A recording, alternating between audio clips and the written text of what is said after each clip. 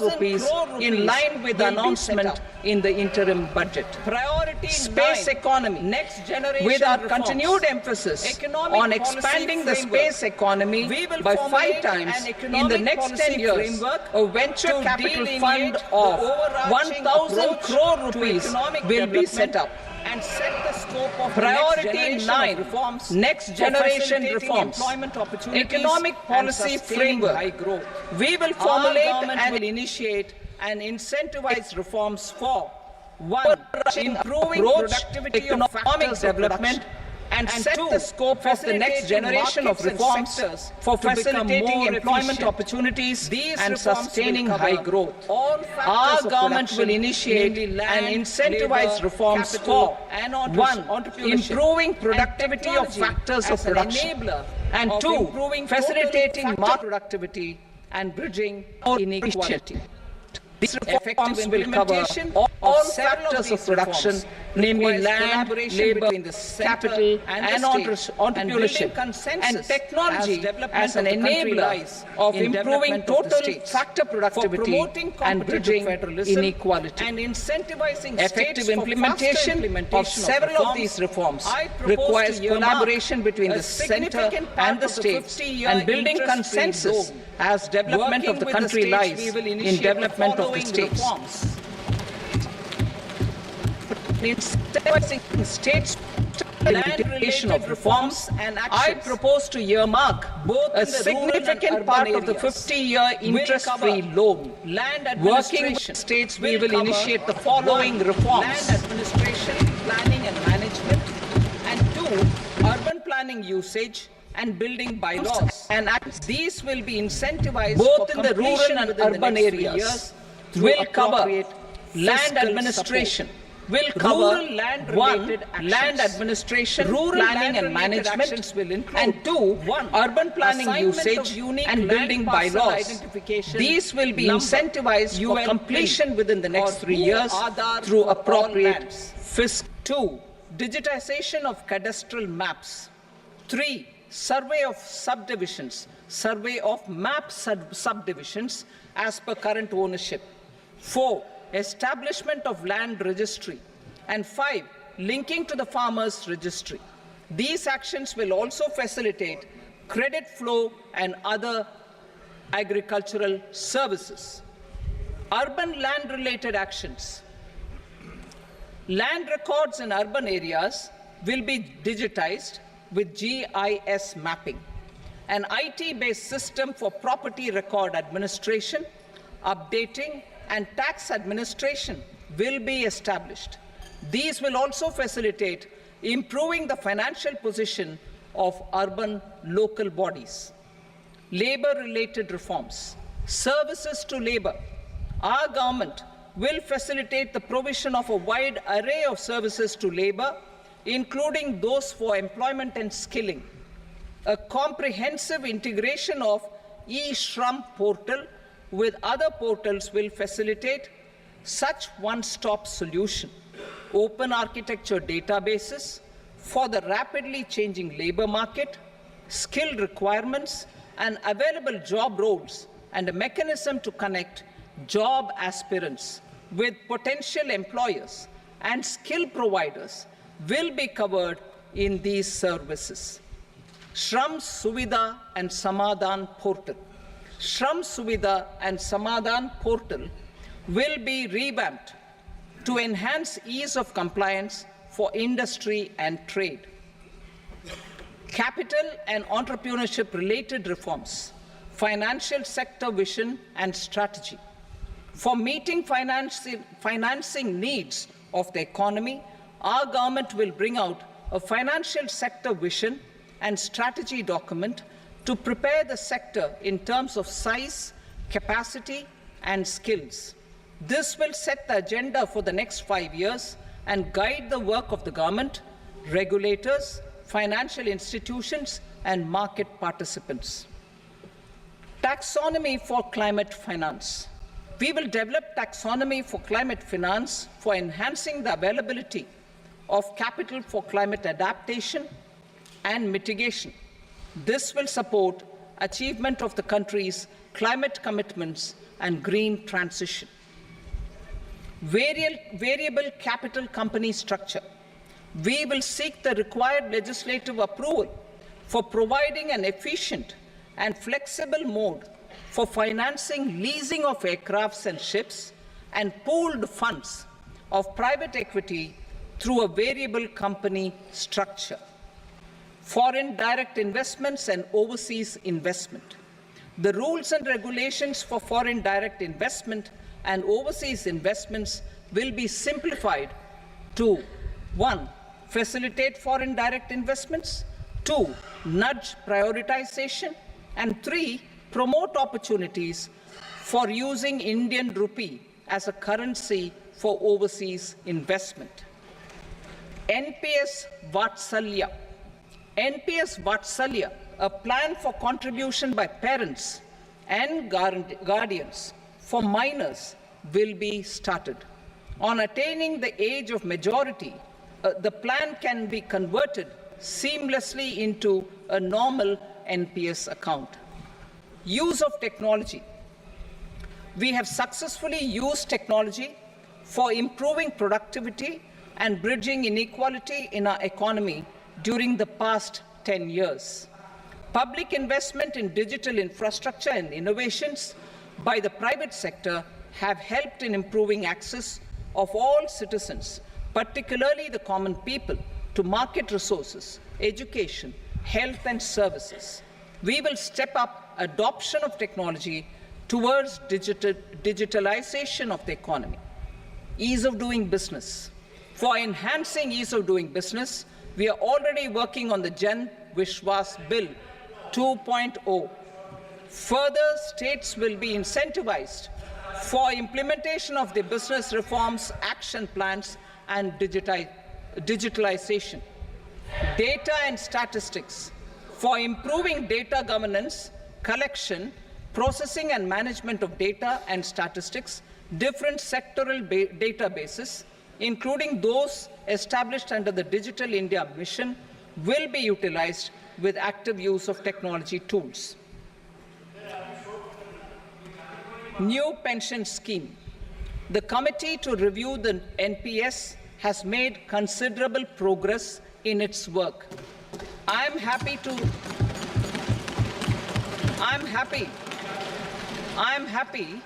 that the staff side of the National Council of the Joint Consultative Machinery for Central Government Employees has taken a constructive approach. A solution will be evolved which addresses the relevant issues while maintaining fiscal prudence to protect the common citizens. Budget estimates for 24-25. For the year 24-25, total receipts other than borrowings and the total expenditure are estimated at 32.07 lakh crore rupees and 48.21 lakh crore rupees respectively. The net tax receipts are estimated at 25.83 lakh crore rupees. The fiscal deficit is estimated at 4.9% of the GDP. The gross and the net market borrowings through dated securities during 24-25 are estimated at 14.01 lakh crore rupees and 11.63 lakh crore rupees respectively. Both will be less than that in 23-24. The fiscal consolidation path announced by me in 2021 has served our economy very well, and we aim to reach the deficit below 4.5% next year. The government is committed to staying the course. From 2026-27 onwards, our endeavor will be to keep the fiscal deficit each year such that the central government's debt will be on a declining path as percentage of GDP. I will now move to Part B.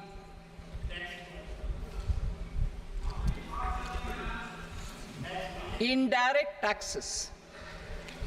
Sir, I start with GST. It has decreased tax incidence on the common man. reduced compliance burden and logistics cost for trade and industry, and enhanced revenues of the central and the state governments. It is a success of vast proportions. To multiply the benefits of GST, we will strive to further simplify and rationalize the tax structure and endeavor to expand it to the remaining sectors. My proposals for customs duties intend to support domestic manufacturing, deepen local value addition, promote export competitiveness, and simplify taxation while keeping the interest of the general public and consumers surmount. In Budget 22-23, we reduced the number of customs duty rates. I propose to undertake a comprehensive review of the rate structure over the next 6 months to rationalize and simplify it for ease of trade, removal of duty inversion, and reduction of disputes. I shall now take up sector-specific customs duty proposals. Medicine and medical equipments. To provide relief to cancer patients, I propose to fully exempt 3 more medicines from customs duties.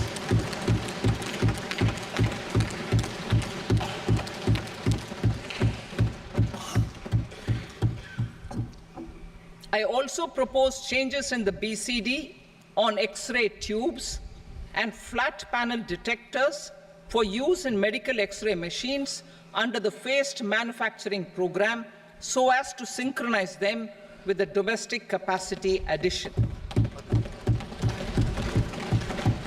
Mobile phone and related parts. With a 3-fold increase in domestic production and almost a 100-fold jump in exports of mobile phones over the last 6 years, the Indian mobile industry has matured. In the interest of consumers, I now propose to reduce the BCD on mobile phone, mobile PCBA, and mobile charger to 15%. Critical minerals. Minerals such as lithium, copper, cobalt, and rare earth elements are critical for sectors like nuclear energy, renewable energy, space, defense, telecommunications, and high-tech electronics. I propose to fully exempt customs duties on 25 critical minerals and reduce BCD on 2 of them. This will provide a major fillip to the processing and refining of such minerals and help secure their availability for these strategic and important sectors. Solar energy. Energy transition is critical in the fight against climate change. To support energy transition, I propose to expand the list of exempted capital goods for use in the manufacture of solar cells and panels in the country. Further, in view of sufficient domestic manufacturing capacity of solar gas, glass, and tinned copper interconnect, I propose not to extend the exemption of custom duties provided to them. Marine products. India's seafood exports in the last financial year touched an all-time high of more than 60,000 crores of rupees. Frozen shrimp accounted for about 2/3 of these exports. To enhance their competitiveness, I propose to reduce BCD on certain broodstock, polychaete worms, shrimp, and fish feed to 5%. I also propose to exempt customs duty on various inputs for manufacture of shrimp and fish feed. Leather and textile. Similarly, to enhance the competitiveness of exports in the leather and textile sectors, I propose to reduce BCD on real down-filling material from duck or goose. I am also making additions to the list of exempted goods for manufacture of leather and textile garments, footwear, and other leather articles for export. To rectify inversion in duty, I propose to reduce BCD subject to conditions on methylene diphenyl diisocyanate, MDI, for manufacture of spandex yarn from 7.5 to 5%. Furthermore, the export duty structure on raw hides, skin, and leather is proposed to be simplified and rationalized. Precious metals. To enhance domestic value addition in gold and precious metal jewelry in the country, I propose to reduce customs duties on gold and silver to 6% and that of platinum to 6.4%. Other metals, steel and copper, are important raw materials. To reduce their cost of production, I propose to remove the BCD on ferronickel and blister copper. I am also continuing with nil BCD on ferrous scrap and nickel cathode and concessional BCD of 2.5% on copper scrap. Electronics. To increase value addition in the domestic electronics industry, I propose to remove the BCD subject to conditions on oxygen-free copper for manufacture of resistors. I also propose to exempt certain parts for manufacture of connectors. Chemicals and petrochemicals. To support existing and new capacities in the pipeline, I propose to increase the BCD on ammonium nitrate from 7.5% to 10%. Plastics. PVC flex banners are non-biodegradable and hazardous for environment and health. To curb their imports, I propose to raise the BCD on them from 10 to 25%. Telecommunication equipment. To incentivize domestic manufacturing, I propose to increase the BCD from 10 to 15% on PCBA of specified telecom equipment. Trade facilitation. To promote domestic aviation and boat and ship MRO, I propose to extend the period for export of goods imported for repairs from 6 months to 1 year. I'll read that again. To promote domestic aviation and boat and ship maintenance, repair and operations, I propose to extend the period for export of goods imported for repairs from 6 months to 1 year. In the same vein, I propose to extend the time limit for re-import of goods for repairs under warranty from 3 to 5 years. I now move to direct taxes. We will continue our efforts to simplify taxes, improve taxpayer services, provide tax certainty, and reduce litigation while enhancing revenues for funding the development and welfare schemes of the government. It has been our endeavor to simplify taxation. We have taken a number of measures in the last few years, including introduction of simplified tax regimes without exemptions and deductions for corporate tax and for personal income tax.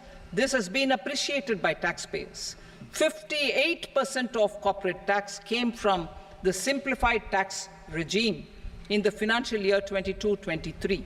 Similarly, as per data available till now, for the last fiscal, more than 2/3 have availed the new personal income tax regime. Comprehensive review of the Income Tax Act. I am now announcing a comprehensive review of the Income Tax Act 1961. The purpose is to make the Act concise, lucid, easy to read and understand. This will reduce disputes and litigation, thereby providing tax certainty to the taxpayers. I will also bring down the demand embroiled in litigation. It is proposed to be completed in 6 months. A beginning is being made in the Finance Bill by simplifying the tax regime for charities, tedious rate structures, provisions of reassessment and such provisions, and capital gains taxation. Simplification for charities and tedious. two tax exemption regimes. The two tax exemption regimes for charities are proposed to be merged into one. The 5% TDS rate on many payments is being merged into the 2% TDS rate and the 20% TDS rate on repurchase of units by